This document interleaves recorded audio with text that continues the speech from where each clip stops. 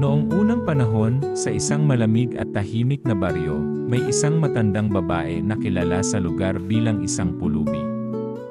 Mahina na ang kanyang katawan, kuba na ang likod, at nanginginig ang kanyang mga kamay tuwing siya'y humihingi ng awa sa mga tao.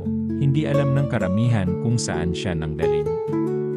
Walang pamilya, walang tahanan, at ang tanging kasama niya sa buhay ay ang malamig na hangin at ang kanyang baston na gawa sa isang tuyong sanga.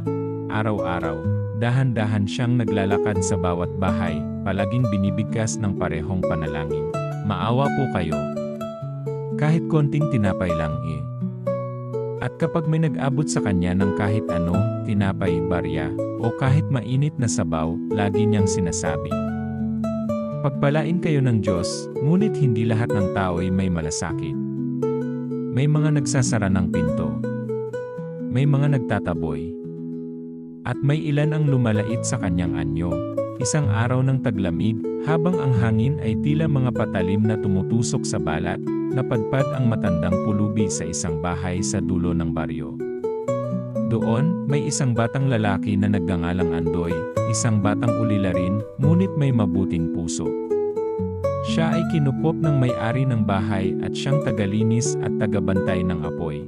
Habang si Andoy ay nakatayo sa tabi ng apoy, hawak ang isang kahoy na tinutusta, narinig niya ang mahinang pagkatok sa pintuan. Tok tok tok. Binuksan niya ito at bumungad sa kanya ang matandang pulubi, nanginginig.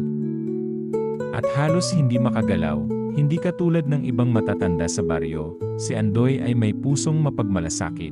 "Inay," wika niya, "halina po kayo sa loob.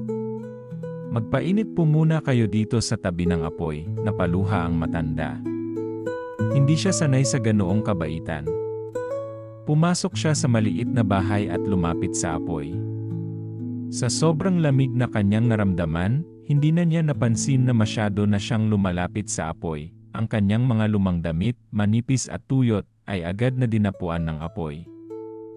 Unang nagliyab ang laylayan ng kanyang palda. Si Andoy, na nooy naglalagay ng kahoy sa apoy, ay biglang naamoy ang nasusunog. "Inay." "Sandali po," sigaw niya. Mabilis niyang tinabig ang matanda palayo sa apoy at sinabuyan ito ng isang basyong timba ng tubig na nasa tabi.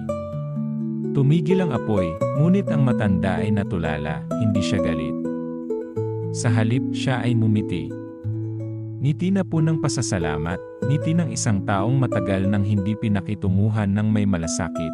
"Maraming salamat, iho," wika ng matanda. "Hindi lang mo ako iniligtas mula sa apoy kundi mula sa malamig na mundo," napayuko si Andoy.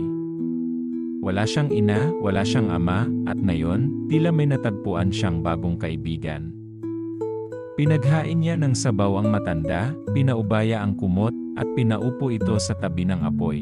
Habang tumatagal, palihim na napansin ni Andoy na tila may kakaiba sa matanda, tila ba gumagaan ang kanyang pakiramdam.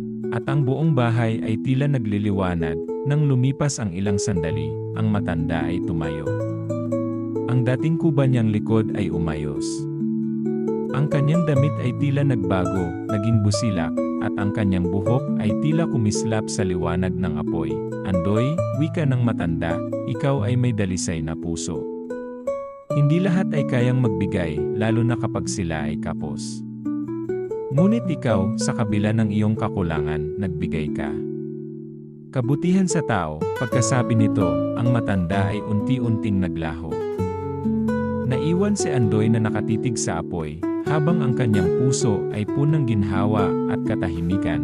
Mula noon, ang bahay ay tila laging may liwanag. Si Andoy ay lumaking isang respetadong guro sa baryo. At tuwing may kumakatok na pulubi, siya ang unang bumubukas ng pinto. Ang aral sa kwento: ang tunay na kabutihan ay hindi nasusukat sa yaman, kundi sa kahandaan nating tumulong kahit sa ating sariling kakulangan. Sapagkat ang bawat kilos ng kabaitan ay maaaring maging himala sa mata ng nangangailangan. Kung nagustuhan niyo ang mga kwento na ibinahagi ko sa inyo, paki-like, share at mag-subscribe na rin po kayo sa aking channel. Salamat po.